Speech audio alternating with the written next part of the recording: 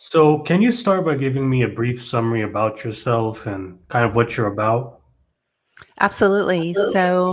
My name is Allyson Roberts, and I own a company called Outrageous Freedom. Right. And it is a cognitive behavioral process combined with spirituality. So we dive into our thoughts and our feelings and what we believe and how to examine what's not working and how to change what is working so that people can start to see the outcomes that they want for their lives. And what kind of motivated you to get into this and sort of do this as, your lifestyle now? So, the thing that motivated me in the beginning of my life, because I'm 56, so there's been different stages of motivation.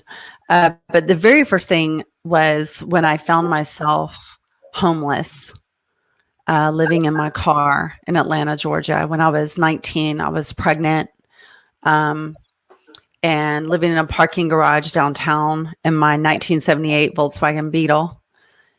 And I had a very influential person in my life, who he really instilled in me, through the teachings of Napoleon Hill, but also in his own experience in his own life, the importance of monitoring our thoughts, because our thoughts do eventually become our outcome, because our thoughts and our feelings combined are what bring us to the path that we're on right now. And so, um, he was, um, he grew up poor, and he grew up Black in Atlanta, Georgia, in the 1930s and 40s and 50s. And so he, um, you know, experienced a lot of racism and discrimination, and he just didn't let that get him down. He just continued to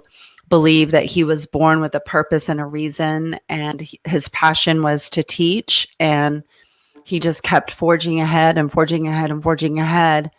And he really instilled in me the importance of not leaning into our outside circumstances and becoming, uh, you know, our greatness that we were born into. Because all of us are born into greatness. We're all born into our own power. And it's just a matter of claiming that power and becoming. That's what it's all about. How did that drive sort of help you when it came to running and building your own business? Yes, absolutely. I mean, I probably think about him 3 or 4 times a week still to this day. And I haven't seen him in 35 years.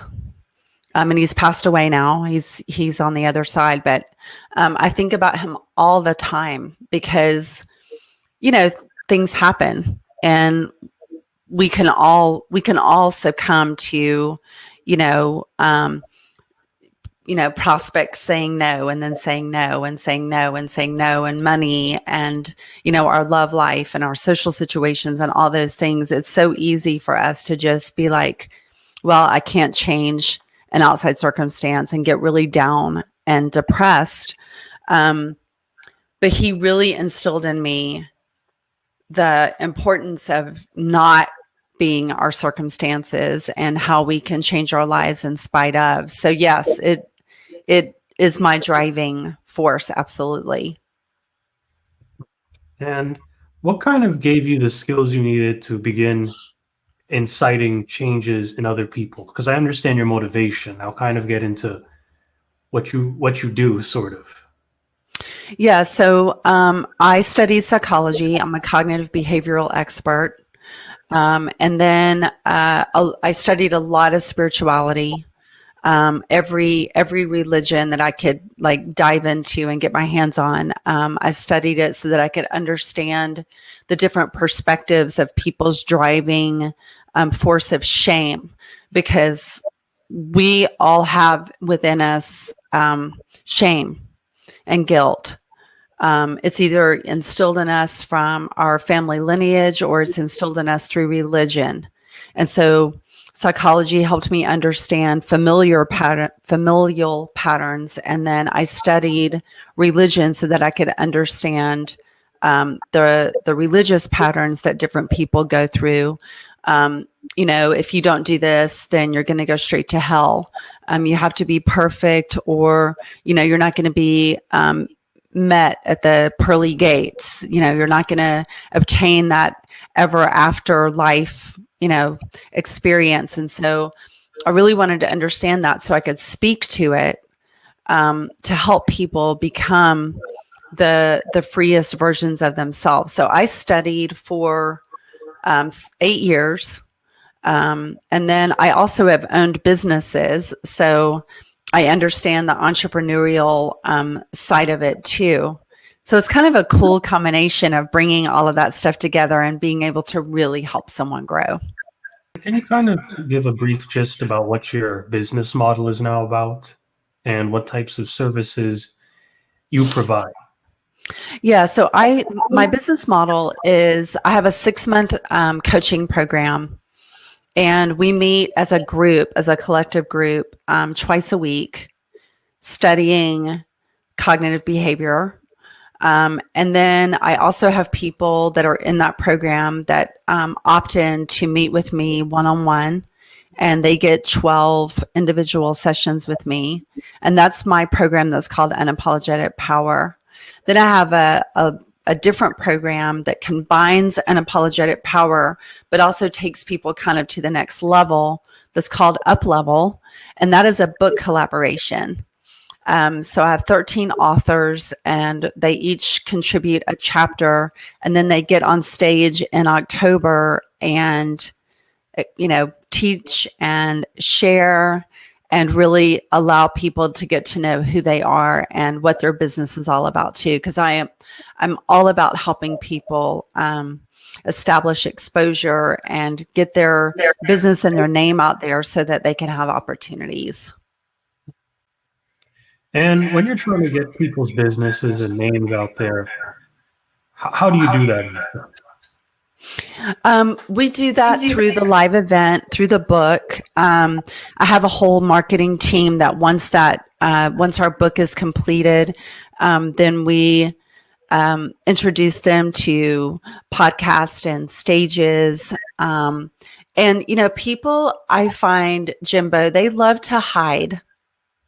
People love to hide. They love being busy behind their desk, but when it comes to stepping out into the world, people have a really difficult time with that. And so this system of sort of hand holding and collaboration and support helps people stop hiding, so that their light can shine into the world. Because we need people's stories, and we need people's voices, and we need people's experiences, because that's how we learn, and that's how we learn and grow, is from each other. That's really cool. And what do you think you do more of? Or do you consider yourself more of a coacher or more of a counselor? I definitely consider myself more of a coach. And the reason that I say that is because, a coach, like if you think about basketball, a guy steps onto the court with all this talent and all of this skill, but a coach can see his blind spots.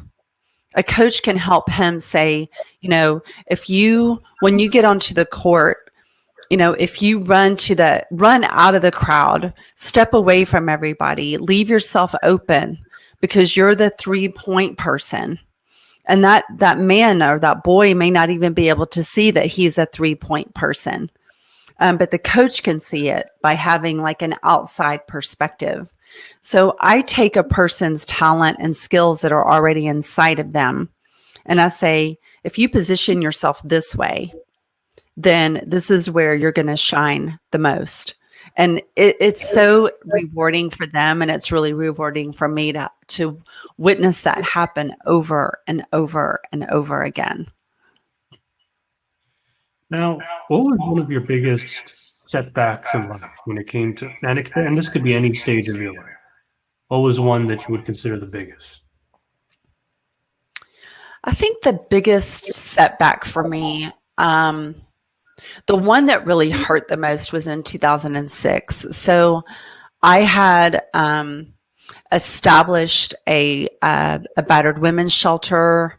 I was buying up houses and renovating them. And so I had rental properties, and I was also selling properties. And then, of course, everyone knows that that's when the real estate crash happened. And my daughter and I lost everything. And when I say everything, I mean we lost everything. And we went and lived with a friend and literally like started our lives all over again. And I had already been through that once before when I was homeless living in my car. So I really had told myself that that was never going to happen again. And I was right. I mean, we didn't live in our car, so that didn't happen again. But just having to literally reevaluate my life again and decide like which path I was going to go down again. I really thought that I had failed. And at the time that it was happening, it felt like a big failure. And then one of my friends who is a therapist and also a coach, she sat down with me and she helped me see that it wasn't a failure at all, that I had actually handled the situation really well. And that I now was going to be able to just, put my life back together a lot easier than I was believing or seeing. But yeah, I mean, Jimbo, for 6 months, I just sat in the corner of my friend's living room on the floor and was just sobbing like every day. I was in a really deep funk, and I wouldn't call it a depression because I have a lot of faith. I have a lot of faith in the universe, and Jesus is a master that I consider to be kind of like my guiding force and my leader in the spiritual realm. So, I could feel his presence. I knew that he was there with me.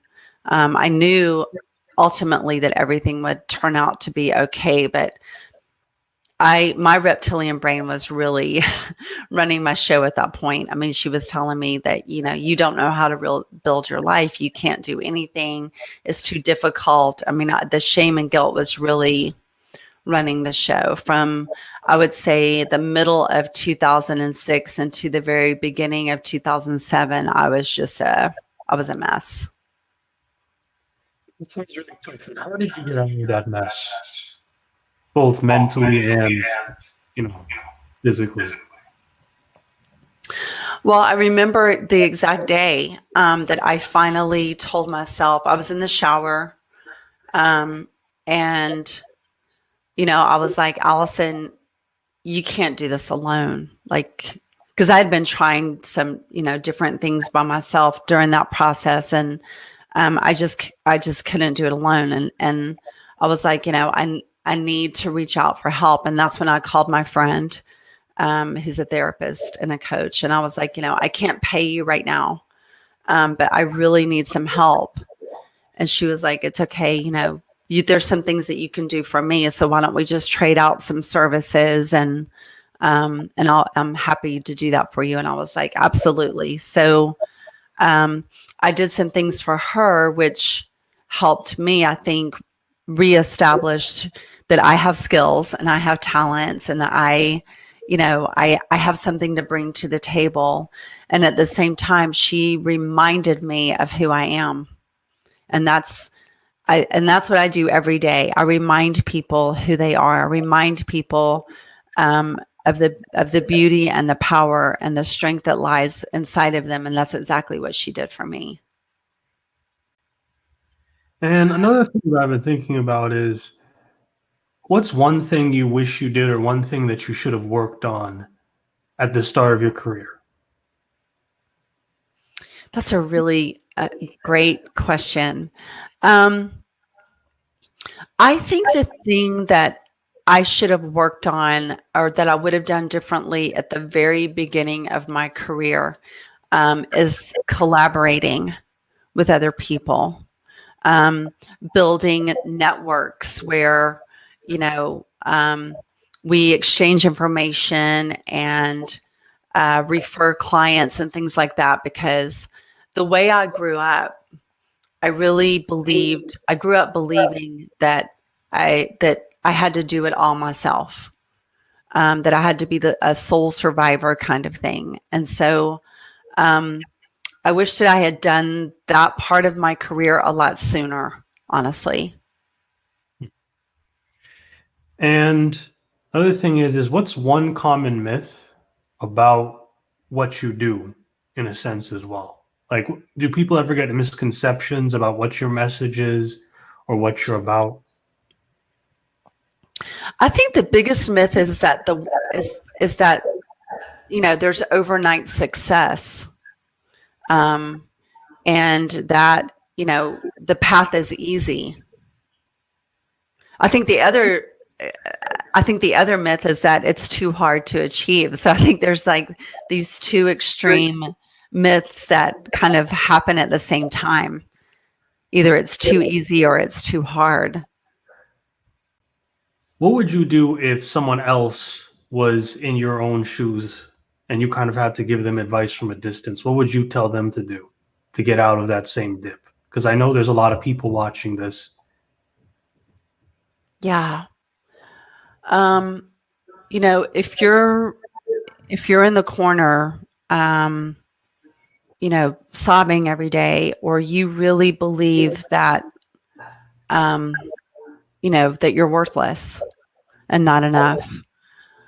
The thing that I would tell someone who's going through that right now is find some paper and a pen and make a list of every single thing that you've ever accomplished, including like learning to drive, parenting a child, like whatever it, like dig in and find the all of the things that you've accomplished, learning addition, learning multiplication, because that will give your brain evidence that you can accomplish things, that you have the ability inside of you to learn and to grow, and that there was a time when you knew nothing and you learned how to do something that you had never done before.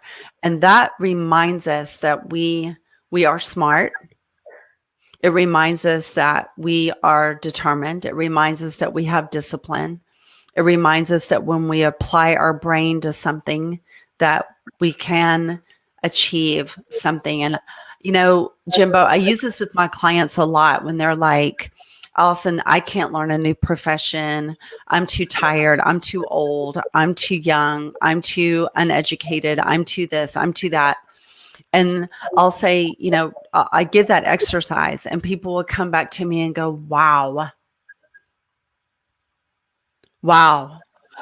I mean, like one guy that I was working with, he put on there like, cut the grass, scramble eggs, bake muffins. Like he made this long list of all the things that he can do. And it was like 450 things. And I'm like, see, you do know a lot of things. You did learn. And he was like, and half of this stuff, Allyson, I taught myself how to do. And I was like, exactly. You read an instruction or watched a video somewhere and you figured it out on your own. So it really does bring back a sense of peace and accomplishment. And it opens the brain to see that there is a way. What is the best success story you have about a specific client? Gosh, sir, I mean, I've been doing this a long time, so I have hundreds of success stories, but a recent success story that I have is that I've been working with a gentleman who was in the military for years, and then he got out of the military, but then stayed in that world as a civilian. And when I first started working with him, he was like, Allyson, this is all I know. You know, I'm stuck here. I'm going to be here for 20 more years. This is, you know, this is the only way of my life. And he's miserable. And so in the course of working with him, I am like, what do you love to do? You know, and behind him on the wall were like all these beautiful, amazing paintings. And he was like, well, this is, I mean, beautiful paintings. I'm not talking about like color by number stuff. I'm talking about like stuff you would buy and hang in your house. And he was like, yeah, he was like, I did these. I was like, get out of here. Like, you are not stuck. Like, I would purchase those and hang those in my house. And so he is actually going to go back to school. And he figured out that he can go back to school and become a graphic artist, a graphic designer, because that is really what he has always wanted to do. And he has people that are waiting. He's already done some work for people and they're paying him. And it just warms up my soul that, you know, and he's in his 50s. This is not like a 30-year-old guy. I mean, this is a guy who's almost 60 years old and he's going back to school to become what he really wants to do with the rest of his life. After kind of experiencing that with a client, what do you think, after all of your years of working with clients, what is your ideal client? Who would be a good candidate to work with you? A good candidate is someone who their life looks really good on paper, but inside they are just not okay. Something is missing, or they just find themselves perpetually angry or perpetually sad, or a combination of the both. You know, if you looked at their life, you would think, well, they've got it all together. But they don't. They know inside that they don't have it all together, and there's something big that's missing. A chunk is missing. What types of clients do you think would not be a good candidate? The client who is not a good candidate is the client who is looking for me to rescue them. They want me to come in with a magic wand and just like boopity boopity and twink my nose and you know, they think that everything's going to be fine. Just if, you know, Allyson Roberts is in their life now, their life is fine. That's not my ideal client. My ideal client is somebody who's ready to get to work. Yeah, you know, that's honestly what I see some of these other not so good coaches promising. You know, I could take you out of there. I could, you know, what do you feel about other coaches that sort of do something similar to what you do, or do you agree with their philosophies? How are you different from them? I'm different from a lot of coaches because, first of all, I give a lot of my time, my personal time. Like a lot of coaches, they have a team, so they're the person that you're seeing up front is not the person you're getting. You're going to get, you know, Tracy or Steve or, you know, Lisa. They're the person that you're really going to be working with. And that is not me. Like you get Allyson. I think that's really important. Number one. Number two, I think what separates me is that, you know, I meet you where you are. And so if you know, if you're not struggling with your family, if your home situation is good, then I'm not going to coach to that. If it's money that you're struggling with, like if you can make a lot but you can't keep it, or you know, you have your money is a roller coaster, then that's what I'm going to speak to, and that's what I'm going to coach to. And I have a process that works. We can plug it into your home life. We can plug it into your finances. We can plug it into your career. We can plug it into your health. We can plug it into all these things. And it, you know, I've had some other coaches say, well, Allyson Roberts says that she can fix anything. And that's not true. I can fix you. and then you fix it. Because it's never about the thing, it's about us. It's about how we're seeing a situation, and I help you fix you. So, you know, there are a lot of amazing coaches out there who have some really great processes, but the biggest mistake that I see is coaches who really don't want to work. And they want to be millionaires and work 10 hours a week. And that is not reality, first of all. And secondly, I don't think it's fair to other people to throw them into a team and them not get what you're promising them. So do you believe all of this, so your experiences in the past, the way you're different, do you think that's what specifically made you one of the top 100 coaches? I do. When FeedSpot reached out to me and told me that, that I had won this designation, first of all, I didn't even know that I was being considered for the designation. But I did ask them, why did you pick me? And they look at your philanthropy. I give a lot away. I give away my book. I give away, I do a lot of free webinars, a lot of free classes, a lot of free meditations, a lot of free guidance. And so they look at philanthropy, but they also look at the results that people experience. They look at testimonials. They're kind of like spying on you in a way. So they listen and they tune into what people are saying. And, the people who work with me, they get results. And the people who don't get results who work with me, either it wasn't, first of all, it's really rare. I will say that. And I know that's a bold statement, but it's true. Either it wasn't a good fit in the beginning, or they had a life circumstance happen, like a death in the family or a health crisis or something, and they just weren't able to commit to the work.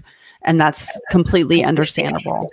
But people who come into my program and commit to the work, they see phenomenal results.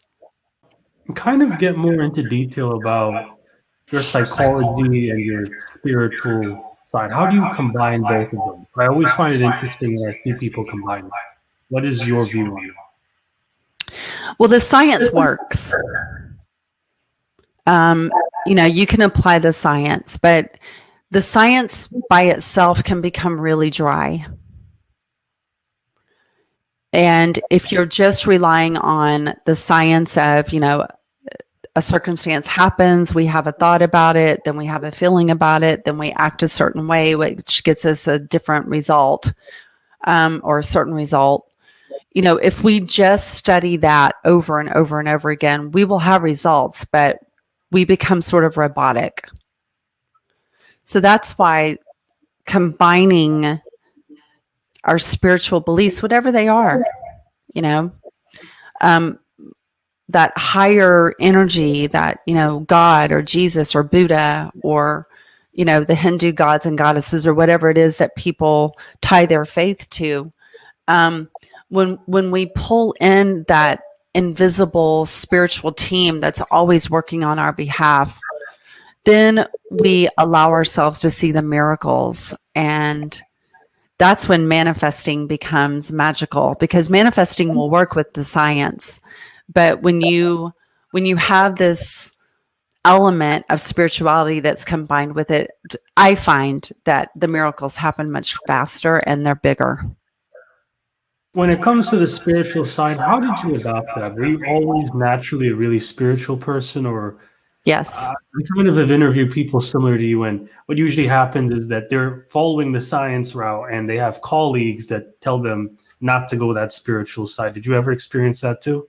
Yes, I have been like thrown out of jobs and communities and job interviews, honestly, because the spirituality is so important to me that I wanted to make sure that people know that it's a component that I it's a necessary component. If you're going to work with me, if you're going to be, in my community, it's, it's something that you're going to hear me talk about a lot. So if you don't subscribe to it, then I am not your person, and that's okay.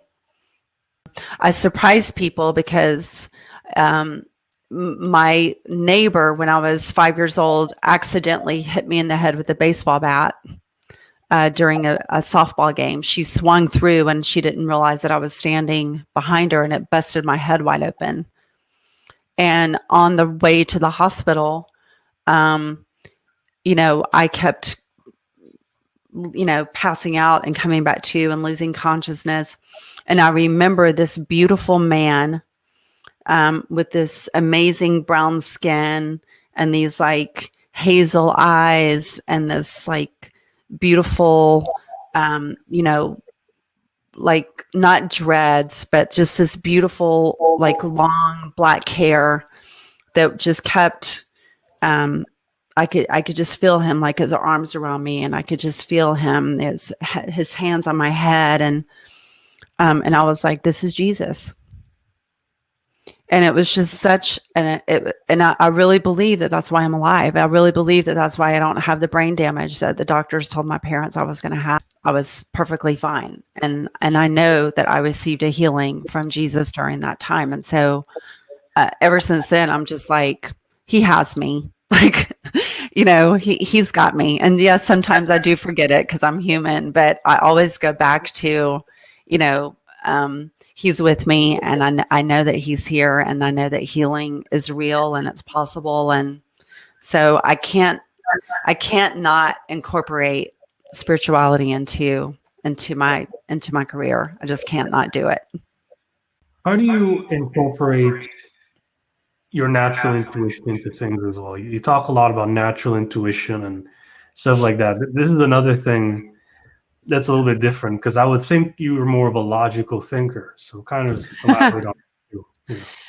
Yeah, I'm very logical, but I also have what I consider to be spiritual gifts.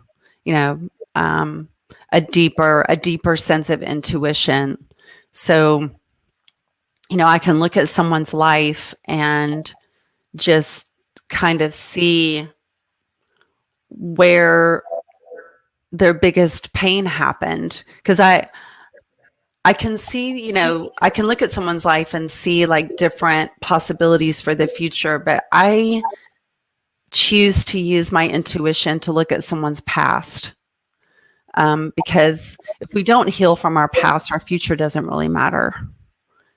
We'll just keep running into the same challenges over and over and over and over. So I use my intuition to say, do you remember when your grandmother like didn't let you play in the backyard and she kept you inside watching soap operas with her all day long? And people are like, how did you know that?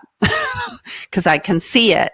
Like, that is what keeps standing in your way. This is where your prison is. And then we just work through that and heal it. And then the person can just get on with it. So what do you think is sort of the future of where you're going and where your business is going? Are there new things that you're implementing now because of COVID? More online classes, more webinars? Can you kind of get into that too?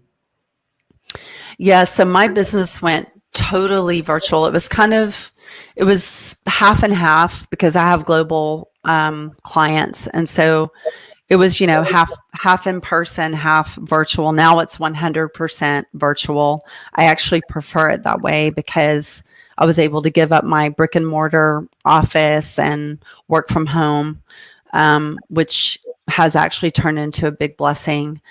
So, where it's going is that I am holding a live event in October in Atlanta. So I am going to be bringing people together. But I've also decided to have it be virtual as well. So it's going to be my very first live event that is also a virtual event. So I'm a little nervous because it's out of my comfort zone. I've never done anything like this before. But I have a really strong team who's supporting me. And my future, Jimbo, is just bringing people together. I think that our country is in a huge, it's been in a crisis, but because people don't want to change, they don't want to look at the crisis that we're in. I think that it's made the crisis, it's screaming right now for attention, and it needs to be, because we need to do something about the state of our country right now on so many levels. I want to bring as many people together as I can so that people can start to see the goodness, because there's so much good in so many people. And I think that when we start to lean into that, we can have a collective voice that's way louder than it is right now. The voice of goodness is definitely a lot softer than other voices that we're hearing right now. We need to start coming together as people, so that we can heal one another, so that we can heal the situation of our countries, so that we can heal the situation of the world. And I do believe that that's possible, and I do believe that I'm part of that. And what do you mean by this voice of goodness? I just want to know kind of what you mean by that. The voice of goodness is the voice that says, we're different, thank God. The voice of goodness is the voice that says, everyone deserves a seat at the table. The voice of goodness is, innocent until proven guilty. The voice of innocence, the voice of goodness is, just the voice that is calm, the voice that brings peace to the world, the voice that brings equality to the world, the voice that brings,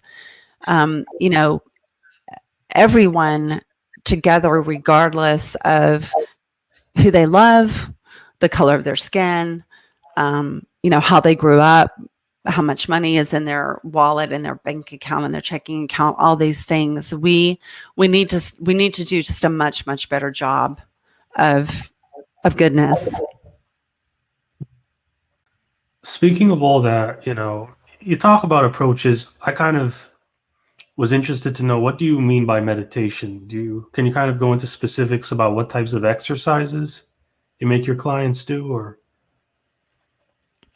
Yeah, I don't make them do anything, but I do invite them to meditate. I have guided meditations that I give them to heal the inner child and to get in touch with with themselves. But meditation can just be breathing. People always want their mind to stop during meditation, and I laugh and I'm like, well, you really don't, because that means you're dead. So when people are meditating and they're like, Allyson, I can't stop thinking about like my rent payment or my mortgage payment or how much trouble my kid is in or the fact that my marriage is in the toilet, I'm like, just let the thoughts come. Because we're trying to push them away all day anyway. We're trying to drown them out with Facebook and Netflix and, politics and all this stuff anyway. So just let the thoughts come and examine the thought. Like, what are you thinking about it? What are you really thinking about it? How is it making you feel? That can just be a form of meditation itself. It doesn't have to be this perfect practice of, mantras and alms and getting to this place of, you feel like you're sitting in the palm of God's hand. I mean, if you get there in meditation, that's great. But I've really only been there in meditation a few times in my life. So the people that can get there and stay there, I'm like, good for you. But for me, meditation really is just allowing myself to slow down and taking a true look at my life and where it needs work. You sort of went into your book as well. Can you kind of elaborate, do you want to speak about it? Because you said it was still a work in progress. Yeah, so I do have a book that everyone receives for free when they join my mailing list, and that's called the Magic Within. And it just helps you just start to see, the power that's inside of you. And then my book collaboration, the book that's coming out this summer, is called Behind the Power. And that is the book where the other authors are collaborating together. And I love this book so much. The stories are all about these women who have overcome some fantastic and some amazing things, and the steps that they took to get to where they are right now. So it is a self-help memoir. And I'll let you know, Jimbo, when it's out so that you can share it with your audience if you want to. I'll send you a copy of the book as well. It's just really, it's uplifting. It's insightful. And there's a lot of good tools in there to help people who are struggling.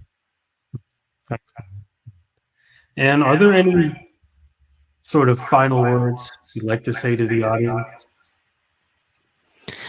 Yeah, the thing that I want to say is that no matter where you are on your path right now, you are where you are for a reason, and that in every single painful thing that happens in our life, there is innate power.